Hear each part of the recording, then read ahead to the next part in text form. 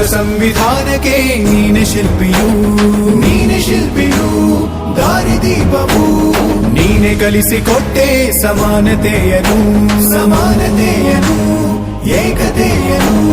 ರಾಷ್ಟ್ರ ಸಂವಿಧಾನಕ್ಕೆ ನೀನೆ ಶಿಲ್ಪಿಯು ನೀನೆ ಕಲಿಸಿಕೊಟ್ಟೆ ಸಮಾನತೆಯನು ನಿನ್ನ ಲೇಖನಿಯ ಬರಹ ದೇಶ ಗರ್ಜನೆ ಒಂದು ಮಾತುಗೂಡ ಭೀಮ ಗರ್ಜನೆ ನಾಯಕ ನೀನು ಭೀಮರ ಮಹಾನಾಯಕ ನೀನು ಭೀಮರ ನಾಯಕ ನೀನು